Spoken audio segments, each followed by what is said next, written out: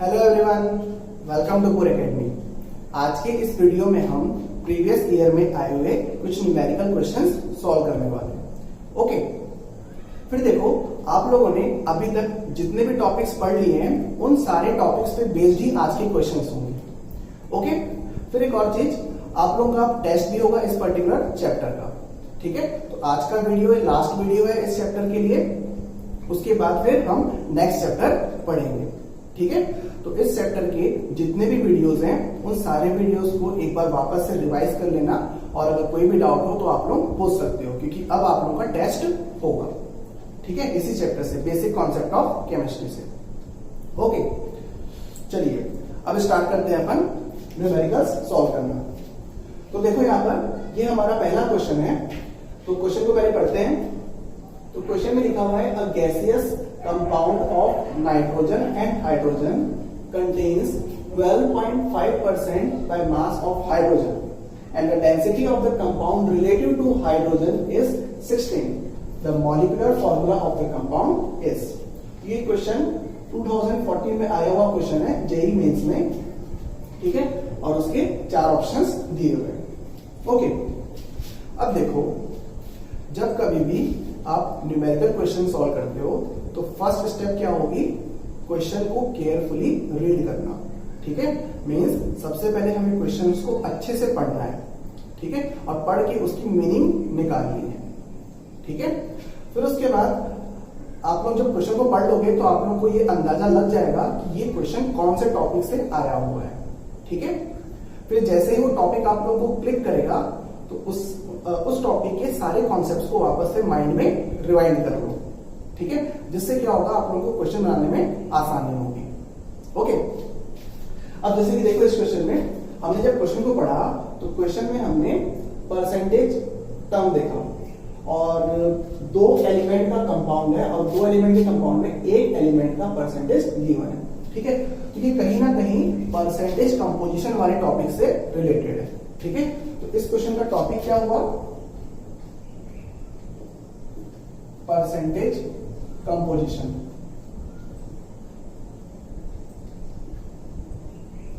Percentage composition of element. ठीक है, तो ये हमें पता लग गया कि ये क्वेश्चन कौन से टॉपिक से आया हुआ है। ओके, फिर अब देखो, साथ ही साथ यहाँ पर डेंसिटी वगैरह भी दिया हुआ है, कंपाउंड की डेंसिटी रिलेटिव टू हाइड्रोजन। ठीक है, मींस कभी भी किसी भी कंपाउंड की डेंसिटी हाइड्रोजन के रिलेटिव दी रहती है तो वो कौन सी डेंसिटी है, वेपर डेंसिटी होती है। ठीक है, तो यहाँ पर गिवन क्या है, vapour density. Vapour density of compound. Okay, वो कितना गिवन है, 16। ओके, फिर अब आगे देखो, हमें इस क्वेश्चन में क्या बताना है, मॉलिक्यूलर फॉर्मूला बताना है कंपाउंड का। अब जैसे ही हमने मॉलिक्यूलर फॉर्मूला देखा तो इससे हमें एक और टॉपिक क्लिक हुआ। कौन सा टॉपिक, केमिकल फॉर्मूला वाला टॉपिक। ठीक है ना, तो केमिकल फॉर्मूले वाले टॉपिक में हमने 2 टाइप के फॉर्मूले देखे थे। पहला था इंपेरिकल फॉर्मूला और दूसरा था मॉलिक्यूलर फॉर्मूला। ओके, तो हमारा एक और टॉपिक हो गया molecular formula and empirical formula. ठीक है, मींस ये टॉपिक ये क्वेश्चन इन सारे टॉपिक से रिलेटेड है। ओके, चलिए अब सॉल्व करते हैं क्वेश्चन को। तो हमें क्या निकालना है, मॉलिक्यूलर फॉर्मूला निकालना है कंपाउंड ऑफ नाइट्रोजन और हाइड्रोजन का। ठीक है, अब देखो, जब कभी भी हमें किसी कंपाउंड का मॉलिक्यूलर फॉर्मूला निकालना होता है तो हमें कुछ ना कुछ डाटास गिवन होते हैं। ठीक है, अब जैसे हमें किसी कंपाउंड का एम्पेरिकल फॉर्मूला पता है तो हम उससे आसानी से मॉलिक्यूलर फॉर्मूला निकाल लेते हैं। ठीक है, अब हम एम्पेरिकल फॉर्मूला कैसे निकालते हैं, तो एम्पेरिकल फॉर्मूला निकालने के लिए हम रेशियोज निकालते हैं। किसका रेशियो, मोल का रेशियो। किसके मोल का रेशियो, एलिमेंट्स के मोल का रेशियो। ओके, तो एम्पेरिकल फॉर्मूला निकालने के लिए हमें क्या निकालना पड़ेगा, ratio of moles of nitrogen and hydrogen. ठीक है, तो अब देखो, मोल्स ऑफ नाइट्रोजन कैसे निकालेंगे, तो देखो क्वेश्चन में क्या गिवन है, हाइड्रोजन का मास परसेंट गिवन है 12.5। तो अगर हाइड्रोजन का मास परसेंट 12.5 है तो नाइट्रोजन का कितना हो जाएगा, 100 माइनस 12.5 दैट इज 87.5। ठीक है, तो इस तरीके से हम मोल्स निकाल सकते हैं, क्योंकि मास परसेंट को हम मास एज्यूम कर सकते हैं। तो ये 87.5 अपॉन मोलर मास नाइट्रोजन का कितना 40। ओके, तो सिमिलरली हम मोल्स ऑफ हाइड्रोजन भी निकाल सकते हैं, वो कितना हो जाएगा 12.5 अपॉन मोलर मास हाइड्रोजन का कितना 1। ठीक है, तो अब अगर हम मोल रेशियो निकालें नाइट्रोजन और हाइड्रोजन का, nitrogen upon hydrogen equals to 87.5 upon 14 into hydrogen के लिए 12.5 इंटू 1। ठीक है, ये कितना आ गया 87.5 अपॉन 14 इंटू 12.5। ठीक है, अब इसको सॉल्व करोगे आप लोग, तो सॉल्व करने पर ये 12.5 है, तो 12.5 ऑलमोस्ट 7 टाइम्स आना चाहिए, 7 5 35 5 3 7 2 14 14 और 3 17 21 7 1 7 8 8। ठीक है, कितना टाइम्स आ रहा है ये 7 टाइम्स आ रहा है। ठीक है, तो फाइनली हमें क्या रेशियो मिला 7:14 दैट इज इक्वल्स टू 1/2। तो ये हमें मिल गया नाइट्रोजन और हाइड्रोजन का मोल रेशियो। तो इससे हम इंपेरिकल फॉर्मूला बनाएंगे N1H2। तो ये मिला हमें इंपेरिकल फॉर्मूला। ठीक है, तो मान लो यही क्वेश्चन इंपेरिकल फॉर्मूले का होता तो हमारा आंसर क्या होता NH2 होता। ठीक है, बट क्वेश्चन किसका है, मॉलिक्यूलर फॉर्मूला निकालने का है। तो हम मॉलिक्यूलर फॉर्मूला कैसे निकालेंगे, तो उसके लिए भी हमारे पास सारे जुगाड़ है। तो देखो यहाँ पे इसको हटा देता हूं, ऑप्शंस नोट कर लेना आप लोग। ठीक है, फिर एक और चीज देखो, मैं क्वेश्चन को बहुत ही डिटेल्ड फॉर्म में कर रहा हूं, मतलब step by step to step कर रहा हूं। ठीक है, क्यों, क्योंकि मैं आप लोगों को सिखा रहा हूं, इस वजह से मुझे सारी चीजें आप लोगों को बतानी पड़ेगी। ठीक है, और आप लोग भी किसी भी नए टॉपिक से रिलेटेड जब क्वेश्चन करते हो तो सबसे पहले उस क्वेश्चन को बहुत ही शांत मन से सॉल्व करना है। सारे गिवन पॉइंट्स लिखने हैं, गिवन डाटास लिखने हैं, फिर उसके बाद कौन से टॉपिक से क्वेश्चन आया वो सब मेंशन करना है, ताकि आप लोगों को प्रैक्टिस होता जाए क्वेश्चन को सॉल्व करने में। ठीक है, और जब प्रैक्टिस हो जाएगी तो उसके बाद फिर स्पीड बढ़ाना है। ठीक है, एकदम से फर्स्ट अटेम्प्ट में ही बुलेट ट्रेन नहीं चलानी है। आई बात समझ में? चलिए, फिर अब देखिए इंपेरिकल फॉर्मूला निकल गया है ना, तो हमें क्या निकालना है, मॉलिक्यूलर फॉर्मूला। अब मॉलिक्यूलर फॉर्मूला कैसे निकालते हैं, तो empirical formula into N factor. और एन फैक्टर कैसे निकाला जाता है, molecular mass upon empirical formula mass. पढ़ा था हमने। तो अब देखो, अब मॉलिक्यूलर मास क्या होगा, 2 इंटू वेपर डेंसिटी। ये भी हम पहले पढ़ चुके हैं। तो वेपर डेंसिटी कितनी दी थी 16, 2 इंटू 16 दैट इज 32। तो ये हो गया मॉलिक्यूलर मास। फिर उसके बाद इंपेरिकल फॉर्मूला मास। इंपेरिकल फॉर्मूला मास कैसे निकालोगे, तो इंपेरिकल फॉर्मूला आया है NH2। तो NH2 का मास क्या होगा, दैट इज नाइट्रोजन का 14 प्लस हाइड्रोजन का 2, टोटल 2 है ना। तो कितना हो गया 14 प्लस 2 16। ठीक है, तो इस तरीके से मॉलिक्यूलर मास हुआ 32 अपॉन 16। ओके, तो ये कितना आ जाएगा 2 आ जाएगा। ठीक है, तो इस तरीके से मॉलिक्यूलर फॉर्मूला क्या बनेगा, इंपेरिकल फॉर्मूला है NH2 into 2 that is equals to N2H4। ये हमारा होगा प्रॉपर तरीके से आया हुआ आंसर। ठीक है, चलिए फिर उसके बाद देखो, आप लोग इस क्वेश्चन को ऑप्शंस की हेल्प से भी सॉल्व कर सकते थे। आप लोगों को ऐसा ऑप्शन ढूंढना था जिस ऑप्शन का मॉलिक्यूलर मास कितना आए, 32 आए। ठीक है, तो उससे फटाफट क्वेश्चंस बन जाते हैं, है ना। तो वो एक ऑब्जेक्टिव अप्रोच है। अभी जो हमने सॉल्व किया वो क्या है, एक सब्जेक्टिव अप्रोच है। मीन जब आप लोग स्कूल एग्जाम दोगे तो स्कूल एग्जाम में किस तरीके से क्वेश्चंस को क्या बोलते हैं लिखना है, क्वेश्चन सॉरी आंसर शीट में। ओके, चलिए तो इसको नोट कर लिए, फिर आगे बढ़ते हैं।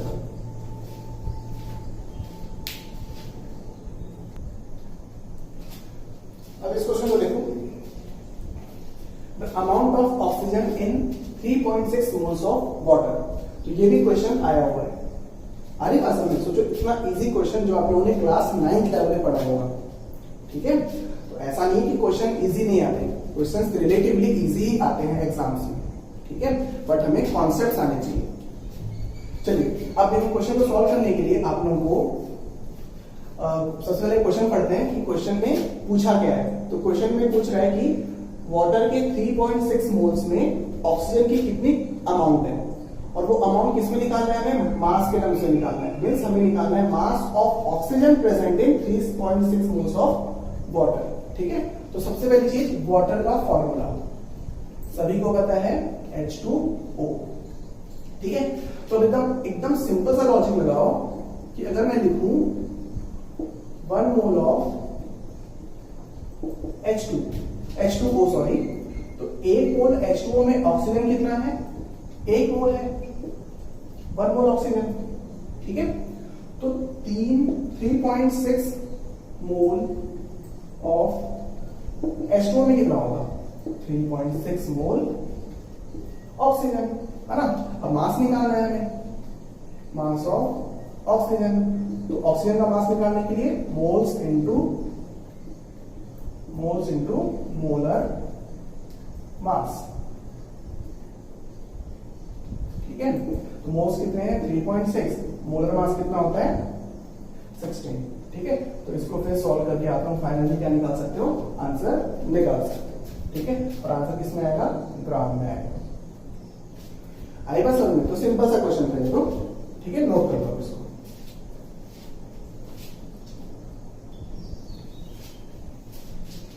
अब इस क्वेश्चन को देखो, an organic compound contains carbon, hydrogen and sulphur.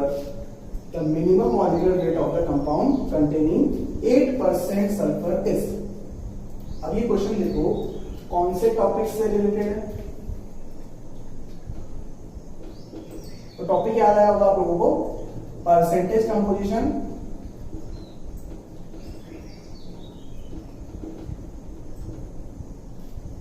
Plus concept of minimum molecular mass. ठीक है, याद आया कुछ, मैंने आप लोगों को एक दिन इसका मिनिमम मॉलिक्यूलर वेट का कॉन्सेप्ट बताया था।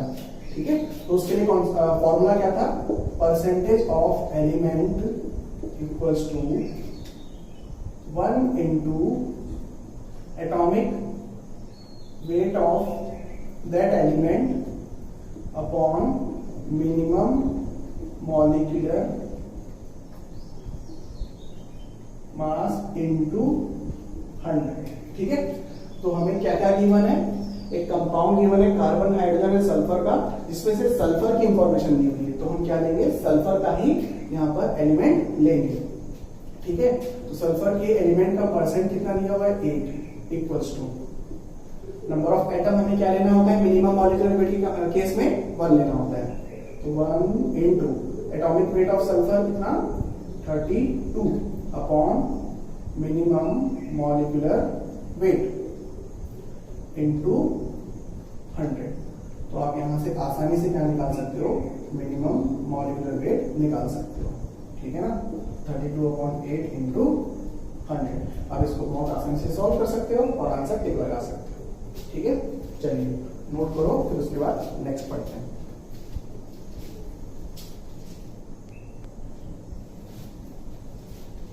अब इस क्वेश्चन को देखो, 1 gram of metal carbonate M2CO3 on treatment with the excess of HCl produces 0.01186 mole of carbon dioxide. The molar mass of M2CO3 will be. ये भी आया हुआ क्वेश्चन है ना। तो इस क्वेश्चन को सॉल्व करोगे तो आप लोगों को क्या क्या नजर आ रहा है, M2CO3 जो कि मेटल कार्बोनेट है उसका मास नजर आ रहा है। गिवन क्या है, मास ऑफ M2CO3 इक्वल्स 1 ग्राम, है ना। अब क्या हो रहा है कि उस मेटल कार्बोनेट को HCl के साथ रिएक्ट कराया जा रहा है। तो आप लोगों ने क्लास 10 में पढ़ा है कि जब हम मेटल कार्बोनेट को एसिड से रिएक्ट कराते हैं तो कार्बन डाइऑक्साइड गैस रिलीज होती है और मेटल का क्लोराइड बनता है, ठीक है। तो मेटल का तो क्या बन जाएगा, क्लोराइड बन जाएगा, है ना, मेटल क्लोराइड। ओके, फिर हम वैलेंसी वगैरह के कॉन्सेप्ट से उसका फॉर्मूला भी बना सकते हैं, बट मैं उस पर नहीं जा रहा हूं। क्वेश्चन को जल्दी सॉल्व करना है, इजीली सॉल्व करना है ना। प्लस CO2 प्लस H2 ये होती है इक्वेशन मेटल कार्बोनेट की एसिड के साथ रिएक्शन जब होती है तो, ठीक है। और स्पेशली HCl होगा एसिड तो मेटल का क्लोराइड बनेगा, है ना। अब देखो हमें किससे मतलब है, M2CO3 से मतलब है और CO2 से मतलब है। तो हम क्या कर सकते हैं, इसमें POAC लगाते हैं, POAC लगा सकते हैं, POAC with respect to carbon, ठीक है। तो देखो क्या करेंगे हम, number of moles of carbon atom in M2CO3 equals to number of moles of carbon atom in CO2।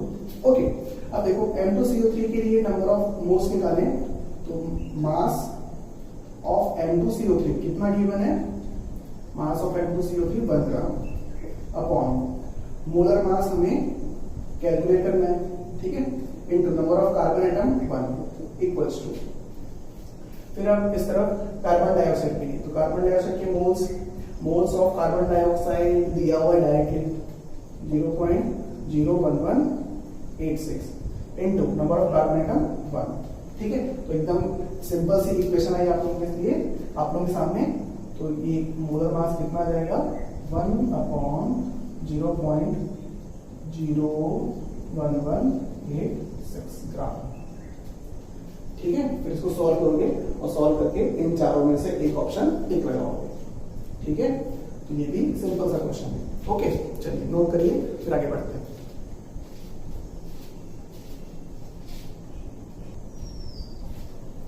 अब इस क्वेश्चन को देखो, an unknown क्लोरोहाइड्रोकार्बन has 3.55% of chlorine. If each molecule of compound has one chlorine atom only, then chlorine atom present in 1 gram of the compound will be. तो question आप लोगों को थोड़ा सा कंफ्यूजिंग लग रहा होगा, ठीक है, बट है सिंपल सा। हमें क्या निकालना है, एक कंपाउंड है, ठीक है, क्लोरोहाइड्रोकार्बन मींस उस कंपाउंड में क्लोरीन है, हाइड्रोजन है और कंपाउंड है, ठीक है। That is compound of chlorine, hydrogen and carbon. Okay, जिसमें क्लोरीन कितना परसेंटेज है, 3.55% अवेलेबल है। ओके, और इस कंपाउंड के एक मॉलिक्यूल में एक क्लोरीन एटम है, ठीक है। तो हमें यह बताना है कि उस कंपाउंड के 1 ग्राम में कितने क्लोरीन के एटम्स होंगे। ओके, तो पहले हम क्या कर लेते हैं, कंपाउंड का मोलर मास निकाल लेते हैं। तो उस मोलर मास में क्लोरीन के कितने एटम्स होंगे, 6.023 इंटू 10⁻23 एटम्स होंगे। क्यों, क्योंकि उसके एक मॉलिक्यूल में एक क्लोरीन का एटम है, तो उसका जो भी मोलर मास होगा उस मोलर मास में क्लोरीन के कितने एटम्स होंगे, 1 मोल एटम्स होंगे, है ना, क्योंकि मोलर मास कितने के लिए डिफाइंड होता है, 1 मोल के लिए डिफाइंड होता है, ठीक है। तो देखो अब हम कैसे निकालेंगे मोलर मास, तो by using percentage composition concept, ठीक है। तो देखो percentage chlorine equals to number of atom of chlorine 1 into 35.5 chlorine का atomic mass upon molecular mass, into 100 equals to कितना दिया हुआ है क्लोरीन का परसेंटेज 3.55। ओके, तो यहां से आप लोग आसानी से निकाल सकते हो molar mass equals to 35.5 into 100 upon 3.55। तो ये कितना हो जाएगा 10 टाइम्स, और 10 इंटू 100 1000। तो ये हुआ कंपाउंड का मॉलिक्यूलर मास, और मॉलिक्यूलर मास को ग्राम में एक्सप्रेस करें तो क्या हो जाएगा मोलर मास हो जाएगा। ठीक है, तो देखो इसका मतलब क्या हुआ 1000 ग्राम जो कि उस कंपाउंड का मोलर मास है, उसमें कितने मोल 1 मोल, क्योंकि मोलर मास कितने के लिए डिफाइंड 1 मोल के लिए डिफाइंड। तो उसमें क्लोरीन के कितने atoms 1 mole chlorine atoms, that is 1 mole chlorine atoms that is equals to 6.023 into 10 to power of 23।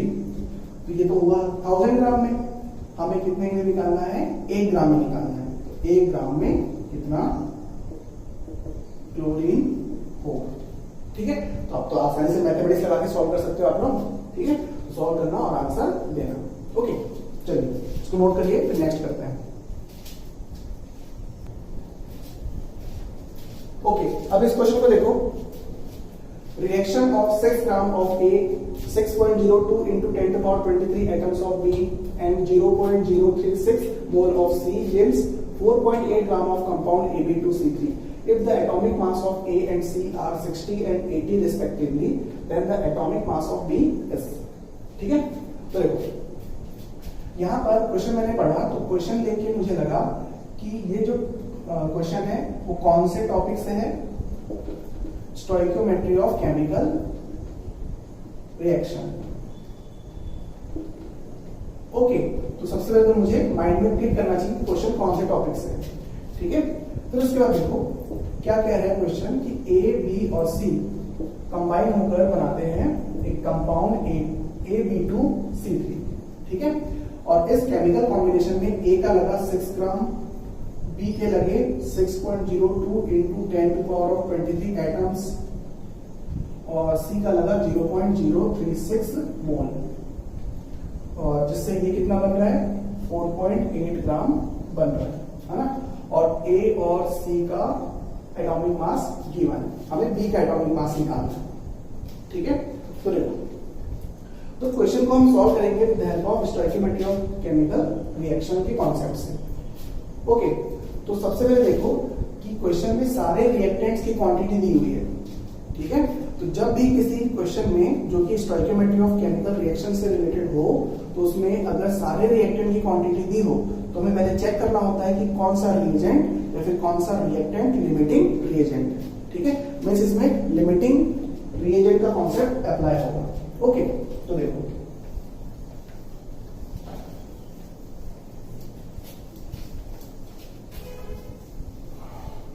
तो सबसे पहले हम क्या करेंगे, इन सारे सब्सटेंस की क्वांटिटीज को एक यूनिट में कन्वर्ट कर लेंगे। ठीक है, जैसे यहाँ पर ग्राम है, यहाँ पे एटम्स की क्वांटिटी, यहाँ पे मोल है, तो हम क्या करते हैं सारों को सबको मोल में कन्वर्ट कर लेते हैं। तो ये तो पहले से मोल में है, इसको कन्वर्ट करने की जरूरत नहीं है, इसको कन्वर्ट करने की जरूरत है। तो ये कितना हो जाएंगे 6.02 into 10 to power 23 that means 1 मोल। ठीक है, और ये पहले से मोल है, और यहाँ पर देखिए ग्राम दिया 6 ग्राम, और इसका एटॉमिक मास कितना दिया था 60 दिया हुआ था। तो ये कितना हो जाएगा mass upon molar mass equals to 0.1 मोल।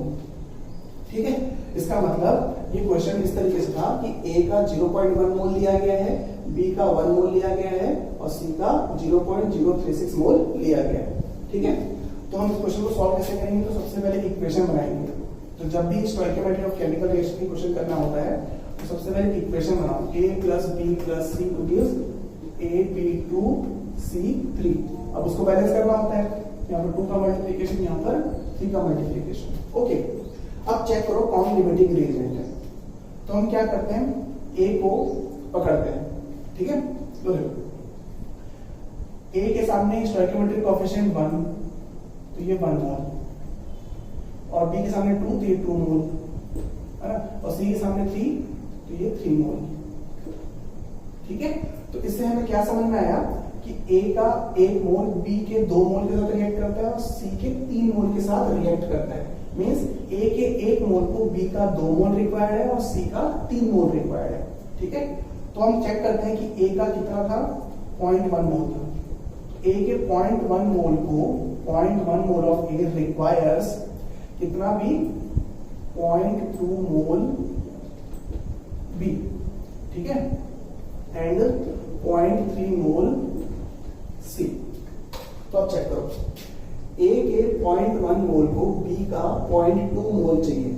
हमारे पास B का कितना मोल है, 1 मोल है। मीन्स इनफ अमाउंट में अवेलेबल है, मतलब 0.2 चाहिए लेकिन उससे ज्यादा ही अवेलेबल है। मीन्स B एक्सेस में प्रेजेंट है।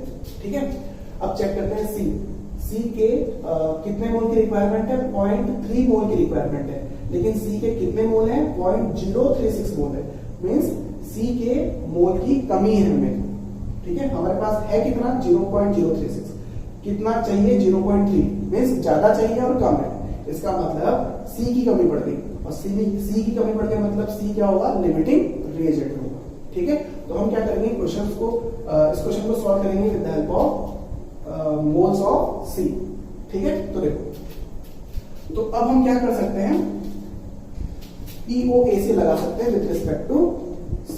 क्यों, क्योंकि हमें पता है कि C कंप्लीटली कंज्यूम होगा। मींस C के सारे एटम्स कन्वर्ट हो जाएंगे इस कंपाउंड में, या फिर C के सारे एटम्स चले जाएंगे इस पर्टिकुलर कंपाउंड में, है ना। तो हम अगर लगाएं POAC with respect to C, तो देखो, number of moles of C in C, ठीक है, number of moles of atom of C in C equals to number of moles of atoms of C in AB2C3। ठीक है, तो देखो, अब C के मोल्स तो डायरेक्टली गिवन है 0.036 इक्वल्स टू, अब हम इसके मोल्स निकालेंगे तो मास कितना है 4.8 अपॉन मोलर मास। तो A का मास था 60 प्लस B का निकालना है तो 2 times of B plus C का था 40, तो 3 into 40, okay, into number of atoms of C, वो कितने हैं 3। ओके, फिर अब देखो कैलकुलेशन करना है, बस इक्वेशन बन चुकी है अपनी। यहां पर 0.036 equals to 4.8 into 3 upon 2B plus 40 into 3 120। Okay, sorry, C का कितना दिया हुआ है, C का एटॉमिक मास चेक करते हैं। C का एटॉमिक मास 80 है ना, तो यहां पर 80 आएगा, सॉरी, तो यहां पर 80 into 3 240 प्लस 60 300। ओके, फिर अब देखो 2B plus 300 equals to 4.8 into 3 upon 0.036। अब ये इक्वेशन आ गई आप लोगों के सामने, इस इक्वेशन को सॉल्व करोगे और B के एटॉमिक मास की वैल्यू आप लोगों के पास होगी। ठीक है, और जो भी वैल्यू आए वो आंसर होगा।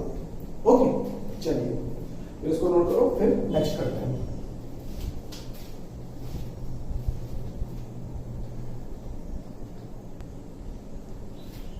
फिर आप इस क्वेश्चन को देखो, a solution of urea having 120 gram dissolved in 1000 gram of water and have density of 1.12 gram per ml. Calculate molarity of the solution. Okay, तो ये क्वेश्चन कौन से टॉपिक से रिलेटेड, मोलैरिटी से रिलेटेड।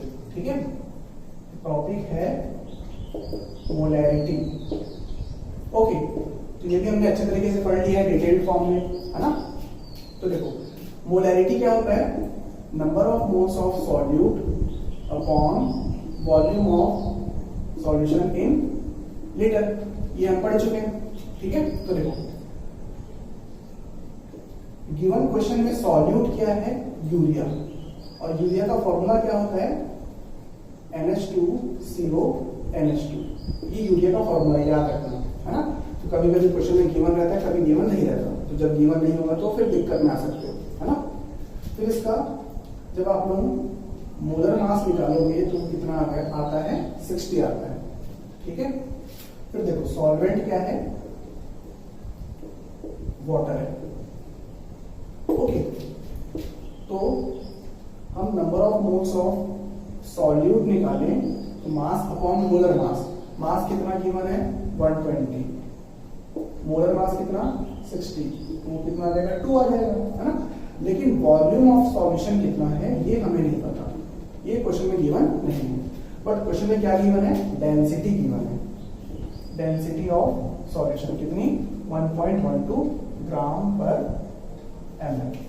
डेंसिटी ऑफ सॉल्यूशन क्या का formula क्या होगा, mass of solution upon volume of solution. तो यहां पर आ गया वॉल्यूम ऑफ सॉल्यूशन का टर्म, तो volume of solution equals to mass of solution upon density of solution equals to, तो volume of solution equals to mass कितना है सॉल्यूशन का, तो देखो सॉल्यूशन बना है 120 ग्राम सॉल्यूट और 1000 ग्राम सॉल्वेंट से, तो टोटल मास कितना होगा 1120, दैट इज 1120 ग्राम, ओके। और डेंसिटी कितनी सॉल्यूशन की 1.12 ग्राम पर ml, ml ऊपर चला जाएगा ना, यहां से क्या होगा ग्राम ग्राम कैंसिल, और ये कितना हो जाएगा 1120 अपॉन 112 अपॉन 100, ओके, ये मिलीलीटर ml, ठीक है। तो देखो हमारे पास आ गया वॉल्यूम ऑफ द सॉल्यूशन। अब इसको पुट करेंगे यहाँ पर, capital M equals to number of moles of solid कितना 2, और यहाँ पर volume of the solution 1120 upon 112 into 100 into, अब देखो मिलीलीटर है तो मिलीलीटर को लीटर में कन्वर्ट करोगे तो 10⁻³ से मल्टीप्लाई करना पड़ेगा, ओके। तो यहाँ पर 112 10 टाइम्स जाएगा, और फिर ये 10 इंटू 100 1000, 1000 इंटू 10⁻³ सब कैंसिल हो गया आपस में, तो क्या बचता है केवल 1 बचता है। तो फाइनली मोलैरिटी कितनी आएगी, molarity will be equals to 2 moles per litre, तो ये हमारा आंसर होगा, ठीक है। तो इस तरीके से क्वेश्चन को सॉल्व करना होता है मोलैरिटी के, जब क्वेश्चन में डेंसिटी वगैरह दी होती है, ओके। चलिए इसको नोट करिए, फिर आगे बढ़ते हैं। फिर अब इस क्वेश्चन को देखो, 5 litre of alkene requires 25 liter of oxygen for its complete combustion. If all the volumes are measured at constant temperature and pressure, the alkane will. तो इस क्वेश्चन को भी आप लोग किससे सॉल्व करोगे, तो स्टोइकियोमेट्री ऑफ केमिकल रिएक्शन वाले कॉन्सेप्ट से सॉल्व करोगे, ठीक है। जब भी रिएक्शन बेस्ड क्वेश्चन आए stoichiometry of chemical reaction topic use करना है, ठीक है। तो देखो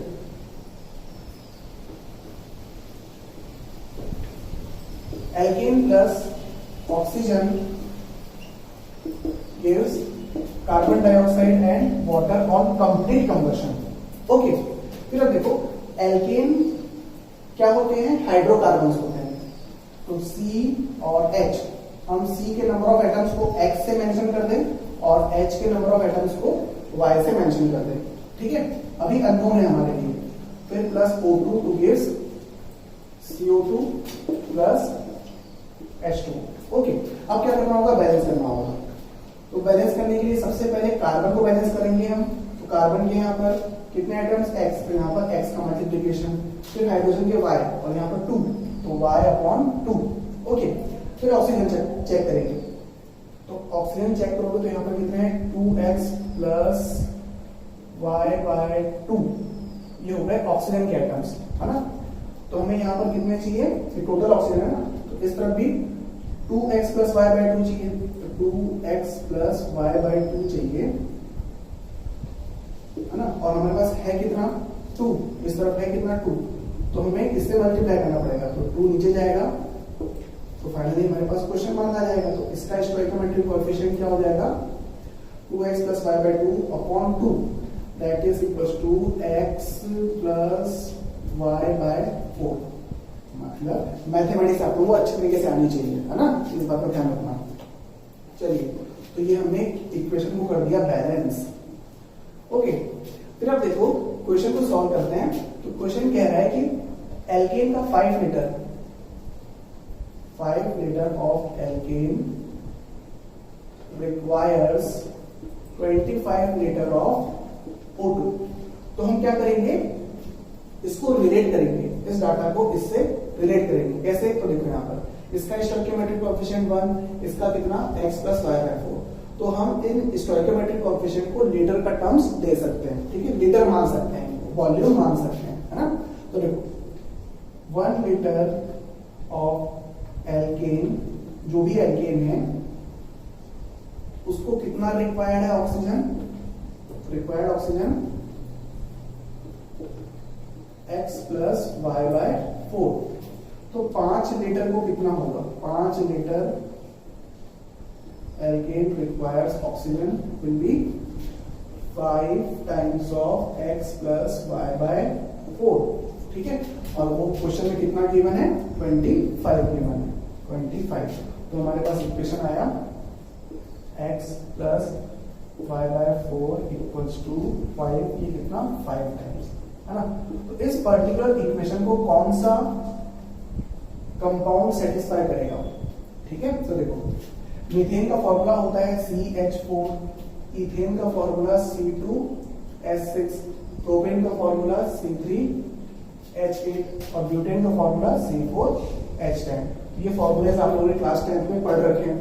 ओके, फिर अब इसको देखो, यहां पर x और y की वैल्यूज पुट करो हर एक ऑप्शन के रिस्पेक्ट में। जैसे मीथेन में कार्बन के 1 एटम्स, तो x1 और y4, तो x1 पुट करेंगे और y4 पुट करेंगे। तो 1 + 4/4 1, दैट इज 1 + 1 5 नहीं है ना, तो ये तो नहीं होगा। फिर उसके बाद second C2H6 means x2 y6, तो x2 + y6 6/4, तो ये भी मैच नहीं करेगा इससे, है ना। फिर propane C3 that is x3 + y8 8/4, तो ये 2, तो 3 + 2 जस्ट मैच कर रहा है। तो आंसर क्या होगा, प्रोपेन। ओके, चलिए इसको नोट करो, फिर नेक्स्ट करते हैं। अब इस क्वेश्चन को करते हैं। और 10 milligram effervescent tablet containing sodium bicarbonate and oxalic acid releases 0.25 ml of CO2 at 298 Kelvin and 1 bar pressure। मतलब यहाँ पर 298 Kelvin टेम्परेचर दिया हुआ है और 1 bar pressure है। Okay, if molar volume of CO2 is 25 liter under this condition, what is the percentage of sodium bicarbonate in each tablet? ठीक है, और यहाँ पे 4 ऑप्शन दिए हुए हैं, ठीक। तो ये क्वेश्चन थोड़ा सा डिफिकल्ट है, तो समझने की कोशिश करना। यहां पर क्या है कि जो कंडीशन दी हुई है वो क्या दी हुई है, टेम्परेचर कितना दिया हुआ है 298 केल्विन और प्रेशर दिया हुआ है 1 बार। तो इस पर्टिकुलर कंडीशन में जो मोलर वॉल्यूम है वो कितना गिवन है, 25 लीटर। और usually STP condition means temperature 0 degree Celsius और प्रेशर 1 atm होता है। तो उस सिचुएशन में मोलर वॉल्यूम कितना होता है, 22.4 लीटर। ओके, बट हमें कंडीशन क्या दी हुई है, ये वाली दी हुई है ना। तो जैसी कंडीशन होगी उसके अकॉर्डिंग मोलर वॉल्यूम होगा, ठीक है। अब ये कंडीशन है तो मोलर वॉल्यूम ये है, और ये कंडीशन है तो मोलर वॉल्यूम ये है। तो मोलर वॉल्यूम चाहे ये हो चाहे ये हो, नंबर ऑफ मोल्स कितने होते हैं वो मोलर वॉल्यूम में एक ही मोल होते हैं, ठीक है। चलिए, ये तो पुराना कॉन्सेप्ट था, है ना। तो मोलर वॉल्यूम इक्वल्स 25 लीटर और 25 litre of CO2 equals to 1 mole CO। हमें ये पता होना चाहिए। ओके, फिर देखो ये कॉन्सेप्ट क्लियर किया हमने। अब देखो ऑक्जेलिक एसिड जिन जिन कॉन्सेप्ट्स की हमें जरूरत पड़ेगी इस क्वेश्चन को सॉल्व करने के लिए उसको हम पहले क्लियर कर लेते हैं। ऑक्जेलिक एसिड का फॉर्मूला होता है COOH और C2H2O4। ठीक है, अब देखो ये जो एसिड है इस एसिड के द्वारा दो H प्लस दिए जाते हैं। ठीक है, जिस तरीके से H2SO4 दो H प्लस देता है वैसे ही ऑक्जेलिक एसिड भी दो H प्लस देता है ना। तो अगर ये इस हाइड्रोजन एटम को और इस हाइड्रोजन एटम को बाहर निकाल देगा in terms of H plus, तो इसके पास क्या बचेगा C2, या फिर ऐसा देख लो C डबल माइनस एक H यहां से निकला H प्लस के फॉर्म में, तो एक माइनस यहां पर आया है ना। फिर यहाँ पर C डबल माइनस एक H प्लस यहां से निकला। ठीक है, या फिर हम इसको क्या लिखें C2O4 2 माइनस, तो ये क्या कहलाता है ऑक्सलेट आयन कहलाता है, ऑक्सलेट आयन। ठीक है, फिर आप देखो सोडियम बाइकार्बोनेट है टैबलेट में, है ना। तो टैबलेट में सोडियम बाइकार्बोनेट है और ऑक्सैलिक एसिड है और दोनों रिएक्ट करते हैं तो क्या बनेगा सोडियम का ऑक्सैलिक एसिड का रिस्पेक्टिव सॉल्ट। जैसे कि सोडियम बाइकार्बोनेट एसिटिक एसिड से रिएक्ट करता है तो आप लोगों ने 10th में पढ़ा है, तो क्या बनता है सोडियम एसिडेट बनता है, that is sodium salt of oxalic acid. तो सिमिलरली जब सोडियम बाइकार्बोनेट ऑक्सैलिक एसिड से रिएक्ट करेगा तो किसका सॉल्ट बनेगा ऑक्सैलिक एसिड का सोडियम सॉल्ट बनेगा। ओके, तो इन दोनों के बीच में रिएक्शन होगी तो जो सॉल्ट बनेगा वो क्या बनेगा sodium acetate. It is just like sodium बोल रहा हूं sodium oxalate, it is just like sodium acetate, है ना। तो यहां पर ऑक्सैलिक एसिड का नेगेटिव आयन क्या है ऑक्सैलेट आयन है, इस वजह से इस कंपाउंड का नाम सॉल्ट का नाम क्या हुआ सोडियम ऑक्सैलेट। ठीक है, ओके, तो ये तो हमने सॉल्ट की इंफॉर्मेशन कलेक्ट कर ली। तो ये सब हमने क्यों सीखा क्योंकि हमें इसकी जरूरत पड़ी है ना। तो देखो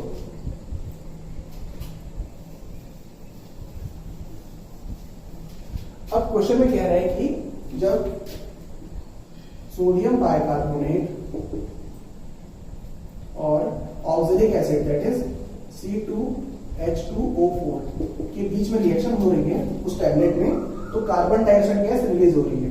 तो ये तो सिंपल सा फंडा है कि जब कोई मेटल कार्बोनेट या फिर बाइकार्बोनेट एसिड से रिएक्ट करता है तो कार्बन डाइऑक्साइड गिव अप करता है, और उसी फिनोमेना को क्या बोलते हैं इफर्वेसेंस बोलते हैं। आप लोगों ने क्लास 10th में पढ़ा होगा, है ना। तो देखो sodium salt of oxalic acid that is Na2C2O4, ये बनेगा फॉर्मूला। ठीक है, फिर H2O और CO2। हमें क्या करना होगा पहले इक्वेशन को बैलेंस करना होगा। तो इक्वेशन को बैलेंस करते हैं तो यहाँ पर 2 सोडियम यहाँ पर 1 है और 2 का मल्टीप्लिकेशन, फिर कार्बन बैलेंस करते हैं तो कार्बन के 2 एटम्स यहाँ पर, तो टोटल कितने हो गए 4 और यहाँ पर कितने हैं 2, यहाँ पर 1, यहाँ पर 2 का मल्टीप्लिकेशन। ओके, फिर हाइड्रोजन यहाँ पर 2 और 2 4 और यहाँ पर कितने 2, यहाँ पर 2 का मल्टीप्लिकेशन, हो गया हाइड्रोजन बैलेंस। फिर ऑक्सीजन 3 × 2 6 और +4 10 और यहाँ पर 4 + 2 6 + 4 10, ऑक्सीजन बैलेंस है। अब ये इक्वेशन क्या हो गई बैलेंस हो गई। अब हमने जब इक्वेशन को बैलेंस किया तब हमें समझ में आया कि भाई सोडियम बाइकार्बोनेट के 2 मोल से 2 मोल NaHCO3 gives 2 मोल CO2। ठीक है, साफ साफ दिख रहे हैं यहाँ पर स्टोइकियोमेट्रिक कोएफिशिएंट की हेल्प से, है ना। तो 1 मोल NaHCO3 कितना CO2 देगा 1 मोल CO2 देगा। ठीक है, हम इसको उल्टा भी कर सकते हैं, मींस 2 मोल CO2 ऑब्टेन होती है किससे 2 मोल NaHCO3 से। तो 1 मोल CO2 कितने से ऑब्टेन होगी 1 मोल NaHCO3 से। ठीक है, तो 1 mole of CO2 obtain from 1 mole NaHCO3। सारा फोकस अपन NaHCO3 और CO2 पे क्यों कॉन्सेंट्रेट कर रहे हैं, क्योंकि हमें क्वेश्चन में CO2 की अमाउंट दी हुई है कितनी निकल रही है और हमें निकालना क्या है सोडियम बाइकार्बोनेट का परसेंट निकालना है। तो परसेंट निकालने के लिए हम क्या कर रहे हैं सोडियम बाइकार्बोनेट का मास निकालने की कोशिश कर रहे हैं। ठीक है, तो देखो ये हमें मिल गया रिलेशन। ओके, फिर अब देखो 1 मोल CO2 मींस कितना, वॉल्यूम कितना हुआ CO2 का, 1 मोल CO2 मींस मोलर वॉल्यूम, और मोलर वॉल्यूम कितना दिया हुआ है, 25 लीटर दिया हुआ है। ओके, तो देखो तो इसको मैं हटा रहा हूं।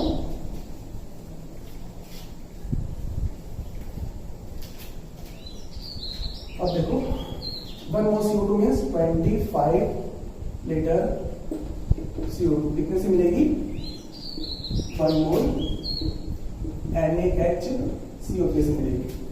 तो 0.25 ml, 0.25 millilitre, milli means 10 to power -3 litre, unit same होना चाहिए, है ना। CO2 is obtained from 1/25 into 0.25 into 10 to power -3 mole of NaHCO3। तो ये क्या आ गया हमारे पास, moles of NaHCO3 present in the tablet आ गया, है ना। फिर इसको आगे बढ़ाते हैं। तो ये कितना हो जाएगा, 25/100, ये कैंसल, 25 फाइनली कितना आया, 10 टू पावर ऑफ ऊपर जाएगा तो -5 मोल NaHCO3। तो ये आप लोगों को मैथमेटिक्स आनी चाहिए, है ना। ओके, फिर अब देखो मोल्स तो आ गए। अब मोल्स से हम क्या निकाल सकते हैं, मास निकाल सकते हैं, equals to mass upon molar mass. Okay, तो देखो मास कितना आ जाएगा, mass equals to moles into molar mass, और मोलर मास कितना था क्वेश्चन में दिया हुआ है, NaCO3 का 84 into 10 to power of -5 gram. ये आ गया क्या, मास ऑफ NaHCO3।